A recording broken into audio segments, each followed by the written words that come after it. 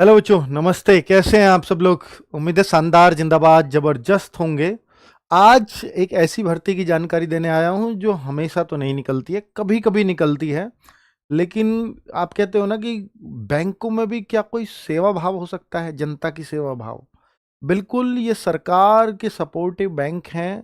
आप ये कहिए कि सरकार ही इनको चला रही होती है और इनमें लगने वाली नौकरी पहले दिन से सरकारी हो जाती है।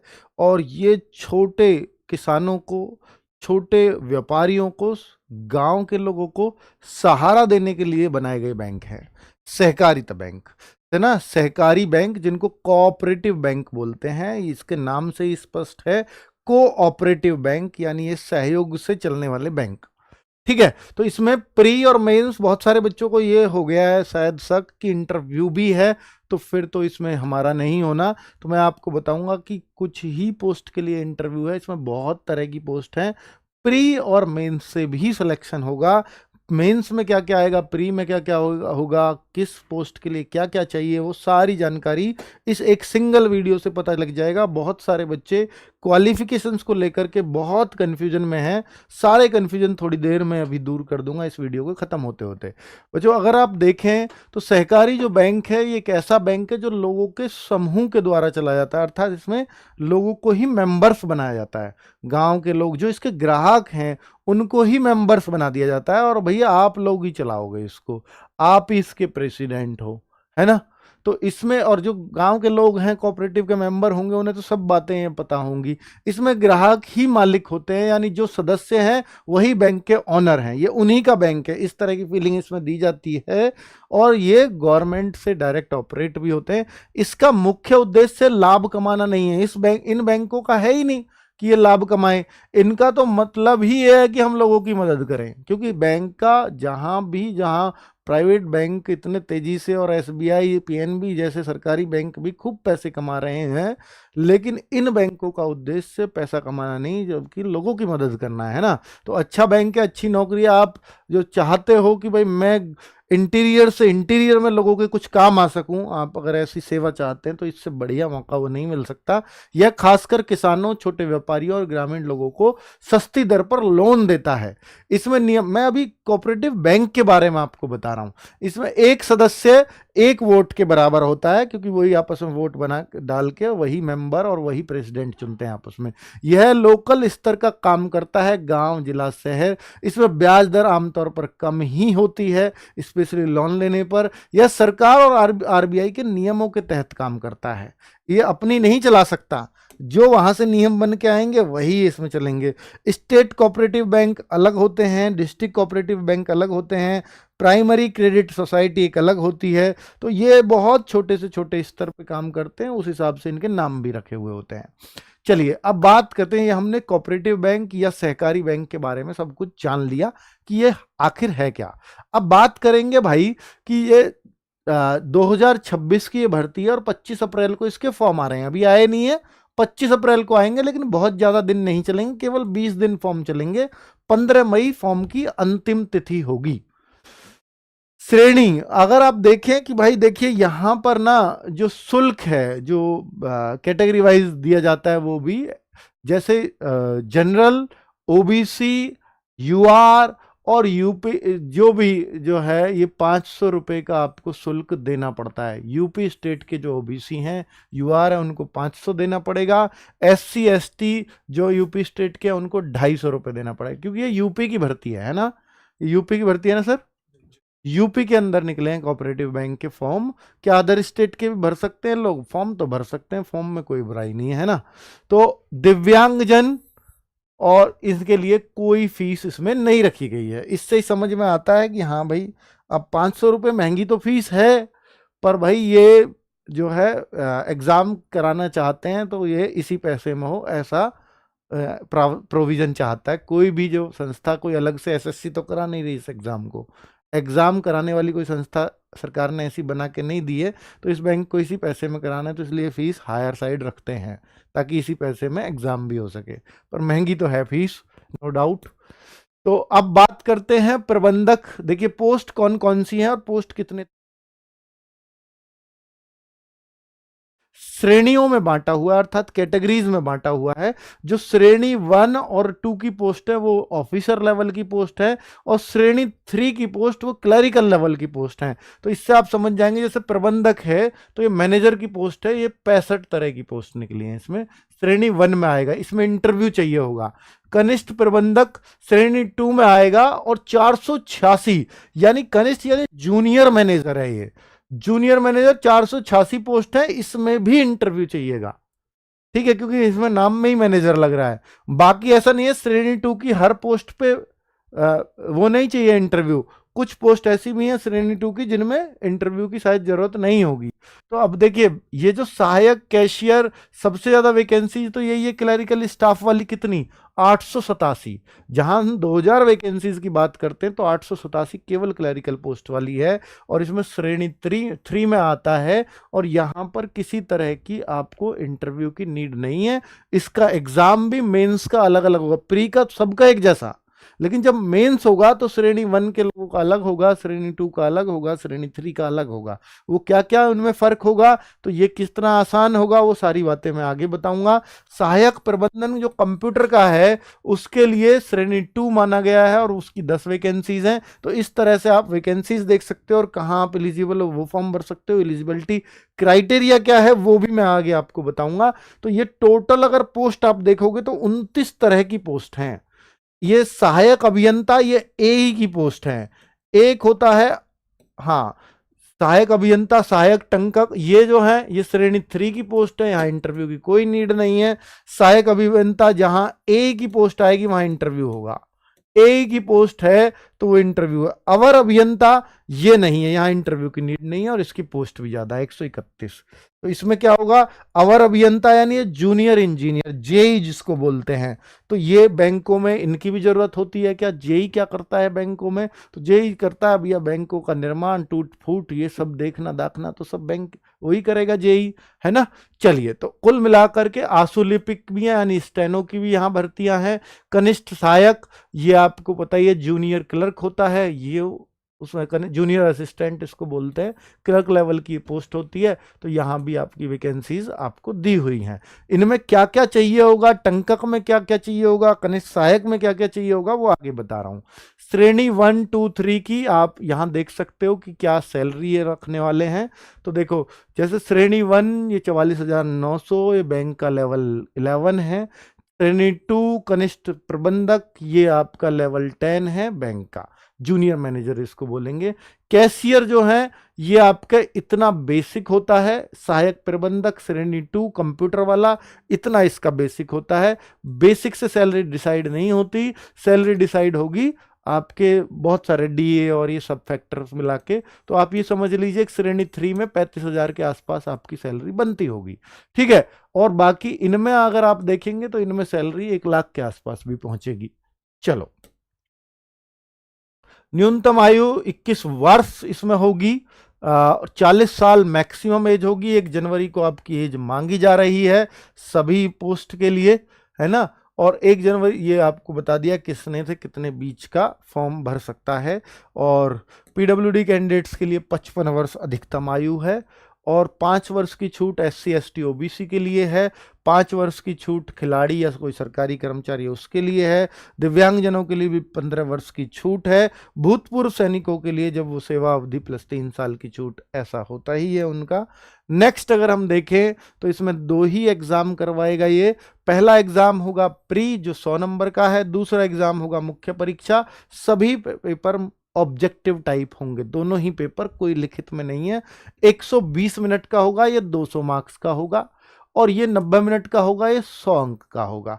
तो ये क्या क्या आएगा वो मैं आगे बता रहा हूं, लेकिन नेगेटिव मार्किंग दोनों में ही होगी 25% की, अर्थात 1/4 की नेगेटिव मार्किंग लगेगी। चयन प्रक्रिया क्या है वो भी आप समझ लीजिए कि जैसे प्रीलिम्स हुआ तो 15 गुना बच्चों को मेंस के लिए पास कराया जाएगा, पास किया जाएगा, यानी जहां जितनी वैकेंसी है उसके 15 गुना बच्चों को मेंस में बिठाया जाएगा। फिर मेंस में उतने बच्चों को पास करेंगे जितनी वैकेंसी है। लेकिन अगर उस पोस्ट के लिए अगर इंटरव्यू है तो 3 गुना बच्चों को इंटरव्यू में बुलाया जाता है, यानी 1 वैकेंसी के लिए 3 बच्चों को कॉल किया जाएगा। अब उसमें फिर वो फाइनल मेरिट जोड़ जाड़ के इसमें लगाएंगे। लेकिन अगर किसी पोस्ट के लिए टाइपिंग टेस्ट वगैरह है तो वहां पर फिर मेंस में भी 5 गुना बच्चों को पास किया जाएगा टाइपिंग टेस्ट में, क्योंकि टाइपिंग में जो रेशो आता है वो यही आता है, 5 में से एक ही बच्चा कर पाता है ना। चलो, फॉर्म तो सभी भर देते हैं। फॉर्म का क्या है, तो ये परीक्षा ऑनलाइन मोड पे होगी। परीक्षा दोनों ही वस्तुनिष्ठ होगी, एमसीक्यू टाइप होगी, और कट ऑफ 2 चरणों में लागू की जाती है। एक प्रीलिम्स की अलग लगेगी, मेंस की अलग लगेगी। और यहां पर सबसे बड़ी बात है कि आपको सब्जेक्ट वाइज भी पास होना होगा। सब्जेक्ट का कोई फिक्स क्राइटेरिया नहीं है कि इतने पे पास है, वो उसकी कट ऑफ के हिसाब से पास करते हैं कि इसमें बच्चे कम कर रहे हैं तो इसकी कट ऑफ कम लगा देते हैं, इसमें बच्चे ज़्यादा करते हैं तो इसमें कट ऑफ इस सब्जेक्ट की थोड़ी ज़्यादा रखते हैं। तो वैसा कुछ लगता है। कुल अंकों पर, यानी जो फाइनल मेरिट बनती है वो टोटल एग्रीगेट मार्क्स, यानी इस पर भी आपको टोटल भी ऐसा एक ओवरऑल 40% 50% लाना पड़ता है ओवरऑल अंकों का। चलो फिर बाद में कट ऑफ है ही, फिर आगे भैया जो टोटल अंक जिसके ज्यादा होंगे वो तो सेलेक्ट होगा अपने मनपसंद की जगह। यहां पर आप देख सकते हैं कि किसके लिए क्या क्वालिफिकेशन होनी चाहिए। आप देखते हैं प्रबंधक श्रेणी 1, यानी जो हम सबसे अच्छी पोस्ट इसके अंदर कह रहे थे, और कनिष्ठ प्रबंधक यानी जूनियर मैनेजर और मैनेजर, इनके लिए दोनों की एक सी क्वालिफिकेशन है बिल्कुल। वाणिज्य यानी कॉमर्स में उसने 55% अंक से ग्रेजुएशन की हो, या इकोनॉमिक्स मैथ्स या स्टैटिक्स के साथ 55% में ग्रेजुएशन कर रखी हो, साथ में ओ लेवल या उसके समकक्ष का लेवल का कोई सर्टिफिकेट जरूर चाहिए। तो ये क्वालिफिकेशन हो गई। अगर कोई ऐसा नहीं कर पा रहा है, कॉमर्स से नहीं किया है, किसी ने गणित से नहीं किया है स्नातक, तो फिर अथवा ये है, या तो उसका फिर बी यानी बीटेक होना चाहिए, बीसी होना चाहिए, या एमसी होना चाहिए 55% अंकों के साथ, या उसके साथ फिर बैंकिंग फाइनेंस एचआर में एमबीए बीबीए या पीजीडीएम उसने किया हुआ होना चाहिए। तो इस तरह की उन्होंने कंडीशंस यहां पर लगा दी हैं। ठीक है, अगर ओ लेवल का सर्टिफिकेट इन लोगों को ही चाहिए, इनमें ओ लेवल की कोई किसी तरह की नीड नहीं लग रही है ना। चलो, सहायक प्रबंधक कंप्यूटर अगर बनता है असिस्टेंट मैनेजर, तो 55% अंकों के साथ आपको इन बी यानी बीटेक में आपके हो या बीसीए में हो, आपको 55% चाहिए होगा अगर सहायक प्रबंधक आप बन रहे हो कंप्यूटर में, और बीटेक आपने की हो या तो कंप्यूटर साइंस में या इलेक्ट्रॉनिक्स और कम्युनिकेशन में। ठीक है, तो सहायक प्रबंधक कंप्यूटर श्रेणी 2 की नौकरी है ये भी। सहायक प्रबंधक सामान्य यानी श्रेणी 2, इसमें आप देखते हैं तो यहां भी आपको क्वालिफिकेशंस दी हुई हैं। सहायक कैशियर में आ जाओ, जिसकी सबसे ज्यादा पोस्ट है, यहां पर केवल और केवल सिंपल स्नातक चाहिए, सिंपल ग्रेजुएशन। किसमें? अगर आप उसके कैशियर बनना चाहते हो, असिस्टेंट बनना चाहते हो, जूनियर जो वाली पोस्ट थी क्लरिकल लेवल वाली जो 800 कुछ पोस्ट है, उनमें सिंपल ग्रेजुएशन 55% अंकों के साथ, साथ में ट्रिपल सी जरूरी होगा।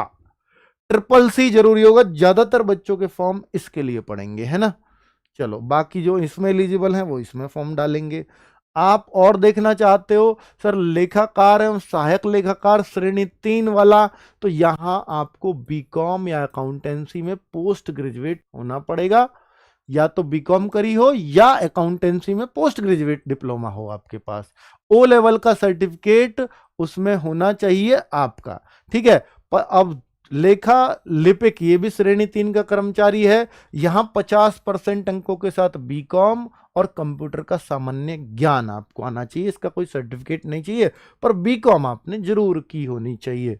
आगे सहायक या आशुलिपिक आप स्टेनो को बोलते हैं, तो यहां पर स्टेनो एक तो ग्रेजुएशन आपकी होनी चाहिए, किसी भी सब्जेक्ट से की हो कोई फर्क नहीं पड़ता, लेकिन यहां 80 WPM और 30 WPM की टाइपिंग, इतने की स्टेनो आपकी होनी चाहिए। 30 WPM जो टाइपिंग है वो हिंदी में, और 40 WPM की अंग्रेजी में, और कंप्यूटर में CCC सर्टिफिकेट जरूरी है। इससे ऊपर का भी सर्टिफिकेट चलेगा, ओ लेवल वगैरह, है ना।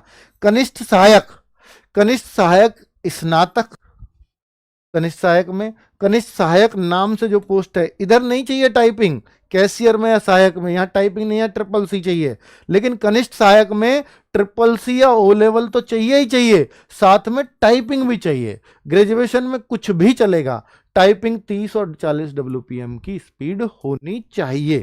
तो और देख लीजिए कि सहायक प्रबंधक, ये श्रेणी 3 का सहायक प्रबंधक है, तो इसमें स्नातक या बीटेक की डिग्री किसी भी ट्रेड में चलेगी। ये अधिमानी, इसकी जरूरत नहीं है, केवल स्नातक होना चाहिए आपको। और सहायक या टंकक श्रेणी 3 का, तो यहां पर भैया टंकक नाम ही आ रहा है, तो टंकण होती ही टाइपिंग है, तो स्नातक किसी में भी चलेगी, टाइपिंग जरूर होनी चाहिए। CCC का सर्टिफिकेट तो हर किसी में मांगा है, ठीक है। सहायक अभियंता यानी सिविल इंजीनियर अगर कोई करना चाहता है तो इंजीनियरिंग की होनी चाहिए, सिविल या इलेक्ट्रिकल से उसने बी हो या बीटेक की डिग्री होनी जरूरी है। आगे अवर अभियंता यानी जूनियर इंजीनियर, जूनियर इंजीनियर के लिए संबंधित इंजीनियरिंग शाखा से सिविल या इलेक्ट्रिकल में यहां डिप्लोमा भी चल जाएगा, अर्थात पॉलिटेक्निकल वगैरह आप करते हो या स्नातक डिग्री, कुछ भी आपने इसमें कर रखा होगा तो चलेगा। अब आपको क्वालिफिकेशन सभी की क्लियर हो गई होंगी, है ना। कौन सा फॉर्म आपको भरना है वो आप देख सकते हैं। मुझे जरूरत थी कि मैं हर एक क्वालिफिकेशन को क्लियर कर पाऊं, क्योंकि ये बच्चों को डाउट था। आगे हम बात करते हैं अब एग्जाम में क्या होगा। ये प्री एग्जाम सबके लिए एक ही जैसा है, श्रेणी 1, श्रेणी 2, श्रेणी 3 पदों पर भर्ती आयोजित, तो भैया उसके लिए प्रारंभ प्री का प्रारूप है। तो आप देखेंगे मैथ 35 क्वेश्चन है, रीजनिंग 35 है, ये क्वेश्चंस की संख्या, हिंदी 20 क्वेश्चन है, इंग्लिश और हिंदी दोनों मिला के 20 क्वेश्चन है। और कोऑपरेटिव, ये नया सब्जेक्ट है, कोऑपरेटिव यानी आप सहकारिता से संबंधित 10 क्वेश्चन आपको यहां आएंगे। और यहां अगर आप देखते हैं तो हर क्वेश्चन एक एक नंबर का होगा, 100 क्वेश्चन है, 100 मार्क्स हैं। तो ये आपका प्रीलिम्स लेवल का पेपर होगा, 1.5 घंटे में आपको इसमें समय मिलेगा, 1.5 घंटे में ये पेपर करना है। ये है प्रीलिम्स। अब आपको पता है कि अगर आपकी टाइपिंग है तो 5 गुना बच्चों को, अभी तो खैर 15 गुना सबके मेंस में बिठाने के लिए 15 गुना पास करेंगे, और फिर मेंस से 5 गुना, 3 गुना, और जिसमें कुछ भी नहीं है टाइपिंग वगैरह, वहां तो एज इट इज उतने ही बच्चे लिए जाएंगे। बात करते हैं कि भाई ये और क्या है, और है कि जिला सहकारी बैंक लिमिटेड प्रबंधक के लिए श्रेणी 2, श्रेणी 2 आप देखना चाहते हैं कि किस किस की श्रेणी 2 बनाई है इन्होंने, ये रही श्रेणी 2 आप देखना चाहते हैं। और भाई मेंस श्रेणी 2 के लिए, यानी मेंस सभी के लिए अलग अलग है, तो इन लोगों के लिए मेंस अलग है। ये कौन से हैं, ये इंजीनियरिंग कोर वाले हैं सारे। तो इंजीनियरिंग वालों के लिए मेंस क्या है, reasoning 20, math 20, general awareness 15, cooperative सहकारिता संबंधित 15 क्वेश्चन, लैंग्वेज हिंदी या इंग्लिश 10 नंबर, और हिंदी एंड इंग्लिश दोनों मिला के, और एक इनका अपना सब्जेक्ट, जिस सब्जेक्ट से आप इंजीनियरिंग करके आए हो, जिससे एलिजिबल हो, सिविल वाला जो सब्जेक्ट है, सिविल इंजीनियरिंग के क्वेश्चन 40 क्वेश्चन आएंगे, 40 गुणा 3 यानी 120, एक क्वेश्चन 3 मार्क्स का आपके इंजीनियरिंग कोर का रहेगा। बाकी ये सब क्वेश्चन 1-1 मार्क्स के, ये सब 80 का है, ये आपका 120 का है। टोटल मिला के 200 मार्क्स ऐसे बनते हैं। 120 क्वेश्चन है, 120, क्योंकि आपके इंजीनियरिंग कोर के जो क्वेश्चन होंगे वो थोड़े लेंथी पूछे जाएंगे, इसलिए एक क्वेश्चन 3 मार्क्स का है। ठीक है, क्लियर हो गया सब कुछ। क्या क्या आएगा, इलेक्ट्रिक इंजीनियरिंग और सिविल इंजीनियरिंग, इससे ही सब कुछ आना है। बाकी computer science and information technology, वो सब अपने अपने सब्जेक्ट्स आपके रहेंगे, मैनेजमेंट स्किल वगैरह। ठीक है, क्या, हाँ वो उससे आएगा। और बैंकिंग के 30 क्वेश्चन, कंप्यूटर नॉलेज के 10 क्वेश्चन, ये अलग से क्वालिफाइंग है क्या ये? अच्छा, ये मैनेजिंग स्किल पे है, मैनेजरियल स्किल पे जो एमबीए वालों के लिए रहेगा, तो उनके लिए है ये, है ना। चलो नेक्स्ट, ये वाली पोस्ट है जिसको श्रेणी 3 कहा गया है। अवर अभियंता सिविल वाला, अवर अभियंता विद्युत वाला, लेखाकार, सहायक लेखाकार, लेखा लिपिक, इनके लिए जो मेंस आएगा वो ये आएगा। Reasoning 20 question, math 20 question, GS 15 question, general awareness, cooperative 15 question यहां भी, और यहां लैंग्वेज हिंदी इंग्लिश 10 क्वेश्चन, और यहां जो अगला इनका सिविल इंजीनियर और इलेक्ट्रिक इंजीनियरिंग, ये फिर से 40, इसके गुणा 3 120, यानी सेम टाइप का पेपर। ठीक है, अब आपको ये थे श्रेणी 3 के इंजीनियर। अब हम बात करते हैं, हाँ इसमें इंटरव्यू है नहीं है, हाँ, श्रेणी 3 में इंटरव्यू नहीं है, श्रेणी 3 में नो इंटरव्यू, इसमें इंटरव्यू नहीं है, बाकी पिछले में इंटरव्यू था, नो इंटरव्यू। ठीक है, अब हम बात करते हैं श्रेणी 3 को दो भागों में इन्होंने बांटा है, एक तो वो भाग था और श्रेणी 3 का अब ये दूसरा भाग है। अब यहां से समझेंगे कि भैया ये जो टंकक वाली जॉब थी, कनिष्ठ सहायक की जॉब थी, सहायक कैशियर था, अधिकतर बच्चे इसको हम भरेंगे 800 कुछ, अगर इनको जोड़ दोगे वैकेंसीज को यही 1500 बन जाएंगी। लिपिक टंकक, सहायक आशु लिपिक, इन सब का क्या एग्जाम है, तो सबसे ज्यादा बच्चे इसी को देखने वाले हैं। तो इसमें इसमें क्या क्या है एग्जाम में, ये सबसे ज्यादा काम की चीज है आपके। तो रीजनिंग 20, मैथ 20, कंप्यूटर 20, एक क्वेश्चन कंप्यूटर का 2 नंबर का, एक क्वेश्चन मैथ का 2 नंबर का, एक क्वेश्चन रीजनिंग का 2 नंबर का, और लैंग्वेज 20, एक क्वेश्चन 2 नंबर का। लैंग्वेज में हिंदी इंग्लिश के दोनों से क्वेश्चन रहेंगे। जनरल अवेयरनेस 20, यानी ये टोटल जो आपके 100 क्वेश्चन हैं और 200 मार्क्स के हैं, क्योंकि एक क्वेश्चन 2 मार्क्स का है यहां पर। हाँ सॉरी, ये 120 क्वेश्चंस हैं, और ये वाला जो लास्ट वाला जनरल अवेयरनेस का रोल बहुत कम कर दिया है, ये केवल 20 मार्क्स की है, बाकी सब इससे दुगने हैं। हर चीज 2 नंबर की है, लेकिन यहां पर ये केवल जनरल अवेयरनेस का रोल काफी घटाया मेंस में, वो केवल 1 मार्क का एक क्वेश्चन है। ठीक है, तो और हाँ, कोऑपरेटिव को देखें तो 20 क्वेश्चन इसके भी हैं और 1 मार्क्स का वो भी है। ठीक है, तो अगर हम देखते हैं टोटल 120 क्वेश्चन है, 200 मार्क्स है, 200 मार्क्स हैं। ठीक है, 120 मिनट आपको मिलेंगे इसे करने के, 1/4 की नेगेटिव मार्किंग है। अब आप सब्जेक्ट देखना चाहते हैं कि सर हमने सब्जेक्ट समझ लिया कि उसमें क्या आएगा, लेकिन अब हमें ये जानना है कि भाई हिंदी में कौन कौन से टॉपिक आएंगे, तो ये रहे टॉपिक। आप इंग्लिश में कौन कौन से टॉपिक आएंगे, ये रहे सिलेबस है। रीजनिंग में ये रहे, न्यूमेरिकल एबिलिटी में ये सब टॉपिक्स है। टोटली अर्थमेटिक है, बहुत सिंपल अर्थमेटिक बैंक का होता है। रीजनिंग ये रही। आप इंग्लिश को देखो, हिंदी को देखो, हिंदी वाले तो इसे उड़ा के फेंक देंगे, इंग्लिश वालों में भी वही सब चीजें हैं। सहकारिता बच्चों के लिए बहुत मुश्किल सब्जेक्ट रहा होगा, तो इसके लिए हम आपकी जरूर इसमें हेल्प करेंगे, इसको जरूर अच्छे से पढ़ाया जाएगा आपके यहाँ। ठीक है, सहकारिता को हम अच्छे से पढ़ाएंगे, इस बात को आप नोट कर लो। चलो, अब और भी अगर सामान्य जागरूकता में देखना चाहते हो, ये जो अगला टॉपिक बताया जीए जो है आपकी, तो उसमें स्पेशली क्या है, तो यहां पर उत्तर प्रदेश में सहकारी बैंकों का संरचना आपको इसी में समझनी होगी। भारतीय रिजर्व बैंक, हालांकि ये जो आप यहां पढ़ेंगे ना इसको, इसमें भी कुछ कुछ मिलता जुलता, यहां इस वाले टॉपिक को तो पढ़ेंगे ही वहां भी। भारतीय रिजर्व बैंक और मौद्रिक नीतियां, एनपीए एंड बासेल मानक, भारतीय मुद्रा, पूंजी बाजार, मुद्रास्फीति, राष्ट्रीय आय। उत्तर प्रदेश, ये देखिए उत्तर प्रदेश से संबंधित जानकारी, यानी यूपी जी के भी आपको थोड़ा करना पड़ेगा, हिस्ट्री उसकी, भूगोल, संविधान, ये इसमें आपको पढ़ना पड़ेगा। राष्ट्रीय अंतरराष्ट्रीय करंट अफेयर्स, ये तो आप जानना ही चाहिए आपको। विषय विशेष पाठ्यक्रम, और अगर प्रबंधीय और कौशल जैसे कुछ पोस्ट के लिए आ रहा है, बस कॉमर्स में क्या है, कंप्यूटर ज्ञान क्या है, जहां कंप्यूटर आ रहा है कंप्यूटर में क्या पूछा जाएगा, सिविल इंजीनियरिंग में क्या पूछा जाएगा, इलेक्ट्रिकल इंजीनियरिंग में क्या पूछा जाएगा, तो सबका सिलेबस इस तरह से दिया हुआ है।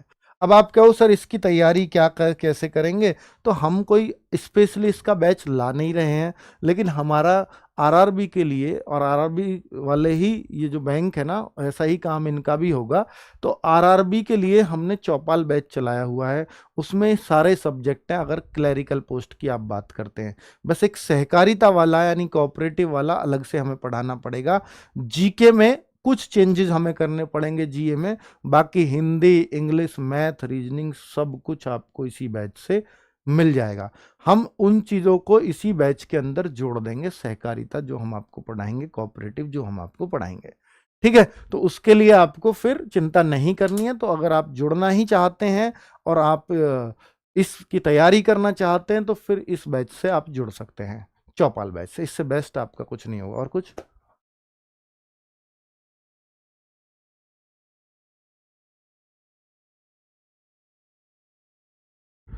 थैंक यू बच्चों, नमस्ते।